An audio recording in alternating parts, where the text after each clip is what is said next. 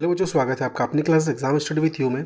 अभी तक जो है हम लोगों ने काफ़ी सारे इंपॉर्टेंट क्वेश्चन डिस्कस कर लिए हैं। पहले तो आप सभी को ऑल द बेस्ट है। कल आपका जो पॉलिटिकल साइंस का एग्जाम पेपर है, ठीक है। आप लोग जो हमसे जुड़े हैं अभी तक, आप लोगों ने सारी क्लासेस देखी है, ठीक है। और नहीं भी देखी हो तो आप लोग प्लीज़ जाकर सारे क्लासेस देखें, क्योंकि लगभग आपको राजनीति विज्ञान के जो थे, पॉलिटिकल साइंस के जितने हो सकते उतने इंपॉर्टेंट क्वेश्चन मैंने आपको प्रोवाइड करवाने की पूरी कोशिश की है, ठीक है। तो अगर नए नए जुड़े तो प्लीज़ पहले तो चैनल को सब्सक्राइब अवश्य रूप से आप कर लें, ठीक है। साथ ही साथ अगर आप लोग अभी तक जो है हमारे जो क्लासेस नहीं देख पाए, उन क्लासों को आप पहले अवश्य रूप से देख लें, ठीक है। तो देखिए हम स्टार्ट करते हैं और देखते हैं कि देखिए आज हम क्या पढ़ने वाले हैं। तो देखो मैं बता दूँ आप लोगों को, जिसमें अधिकांश बच्चे कंफ्यूज होते हैं, आज मैं उसी टॉपिक को आप लोगों के लिए लेकर आया हूँ, है ना। जहाँ आप अधिकांश मात्रा में परेशान होते हो आप वहाँ पर, ठीक है। तो देखिएगा, पहले मैं इस टॉपिक के बारे में डिस्कस करूँगा, ठीक है। मैं हाईलाइट कर दूँ ताकि आप लोग थोड़ा समझ में आ जाए उस टॉपिक को, ठीक है। देखिए तो क्या बोल रहा है, सन 1947 के 14-15 अगस्त की मध्यरात्रि को हिंदुस्तान आज़ाद हुआ था, ठीक है। स्वतंत्र भारत के प्रथम प्रधानमंत्री जवाहरलाल नेहरू ने इस रात संविधान सभा के एक विशेष सत्र को संबोधित किया था। उनका यह भाषण भाग्यवधु से चिर प्रतीक्षित भेंट या त्रिशत्र विद डेस्टिनी के नाम से जाना गया है, ठीक है।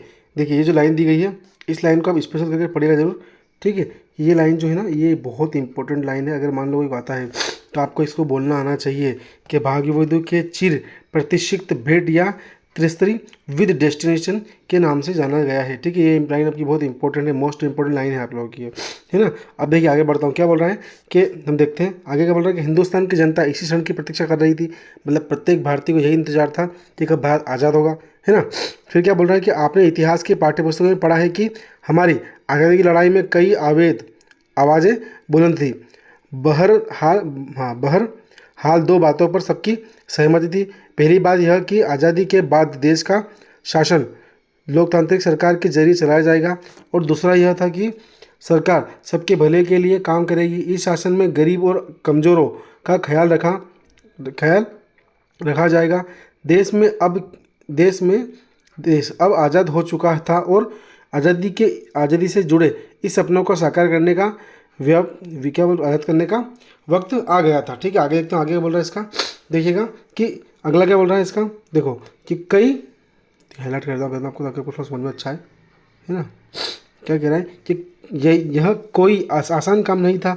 आज़ाद हिंदुस्तान का जन्म कठिन परिस्थितियों से हुआ था।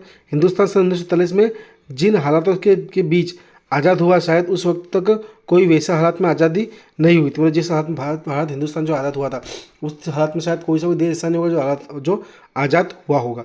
आज़ादी मिलने लेकिन देश के बंटवारे के साथ सन 1947 का साल अभूतपूर्व हिस्सा और विस्थापन की त्रासदी का साल था, ठीक है। आज़ाद हिंदुस्तान को इन्हीं परिस्थितियों ने अपने बहुविध लक्ष्यों को हासिल करने की यात्रा शुरू करनी पड़ी।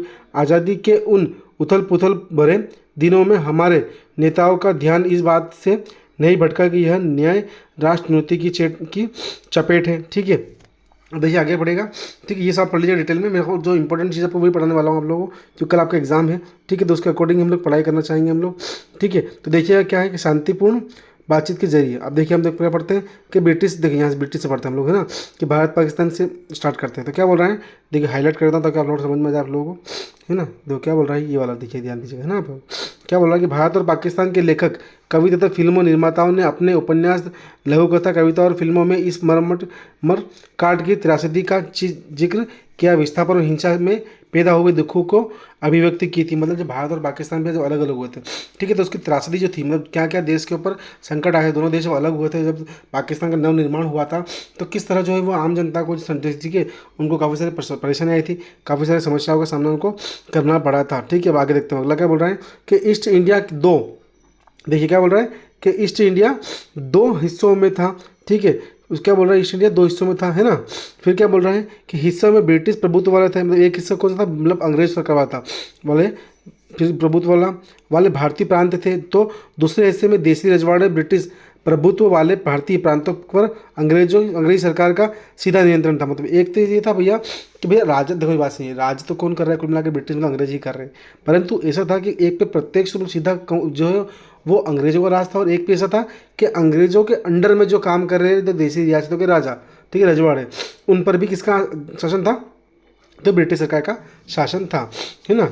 अब देखिए क्या बोल रहा है अगला, देखते हैं कि शांतिपूर्ण बातचीत के जरिए लगभग सभी रजवाड़े, क्या बोल रहे हैं, रजवाड़े जिनकी सीमाएं हिंदुस्तान, ठीक है, पूरा इसको हाईलाइट कर देता हूँ लगभग आपको, क्या बोल रहे हैं कि जिनकी सीमाएं आज़ाद हिंदुस्तान की नई सीमाओं में मिलती थी 15 अगस्त 1947 से पहले भी भारतीय संघ में शामिल हो गई थी। मतलब 15 अगस्त 1947 से पहले ही कुछ कुछ रियासतें जो थी भारत में शामिल हो गई थी। परंतु क्या बोल रहा है कि हैदराबाद की रियासत बहुत बड़ी थी, यह रियासत चारों तरफ से हिंदुस्तानी इलाके से घिरी थी, मतलब परंतु भारत के बीच में थी ये पूरी तरह से, ठीक है। पुराने हैदराबाद के कुछ हिस्से आज के महाराष्ट्र तथा कर्नाटक और बाकी हिस्से आंध्र प्रदेश में हैं, ठीक है। फिर क्या बोल रहा है, निजाम ने सन 1947 के नवंबर में भारत के साथ स्थिति बहाल करने का एक समझौता किया, ठीक है। फिर सेकंड पॉइंट क्या बोल रहा है कि आज़ादी के चंद रोज पहले मणिपुर के महाराजा बौद्ध चंद्र सिंह ने भारत सरकार के साथ भारतीय संघ में अपनी रियासत के विलय के एक सहमति पत्र हस्ताक्षरित किए थे।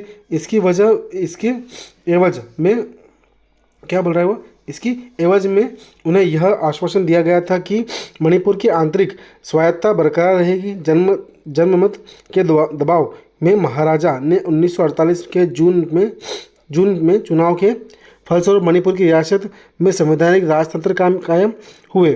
फिर क्या बोल रहा है कि हमारी राष्ट्रीय सरकार ने ऐसे सीमांकन को बनावटी मानकर खारिज कर दिया जिससे भाषा के आधार पर क्या बोल रहे हैं, अपर राज्यों के पुनर्गठन का वादा किया, ठीक है। अब देखते हैं आगे क्या बोल रहे हैं इसमें, ठीक है। थोड़ा देखिए, ध्यान दीजिएगा। अब मैं आपको इंपॉर्टेंट क्वेश्चन दिखाने वाला हूँ, ठीक है। देखिए ये अदर एक्टिविटी आप लोग पढ़ लीजिएगा। अब इंपॉर्टेंट क्वेश्चन कौन कौन से आ रहे हैं देखो, इससे आप लोग ध्यान थोड़ा समझिएगा क्वेश्चन, ठीक है। जो क्वेश्चन देखो आपके सामने ये लिखिए सारे क्वेश्चन, आप इनको पढ़ लीजिएगा ध्यान से, ठीक है। अगर आप लोग क्लास अगर पसंद आती है तो प्लीज़ क्लास को आप लोग लाइक करें। चैनल को अगर आपने सब्सक्राइब नहीं किया है तो चैनल को प्लीज़ आप लोग सब्सक्राइब कर लें। और हाँ, कल के एग्जाम जाने से पहले आप लोग क्लास को प्लीज़ ज़रूर देख के जाइएगा, जो काफ़ी सारे जो इंपॉर्टेंट क्वेश्चन है आपको कल के एग्जाम में इसी क्लास में से जितनी मैंने क्लासेस करवाई है उन्हीं क्लास में लगभग आपका 95% पेपर पूरा एग्जाम पर आने वाला है। और मैं 100% श्योर होकर बोलता हूँ कि आपका जो जितने बच्चों को पढ़ाया है मैंने, उनका 101% जो पेपर जो क्वेश्चन आएंगे, वो जितना भी क्वेश्चन हमने पढ़े उतने ही क्वेश्चन में से आएंगे, ठीक है। तो थैंक यू सो मच।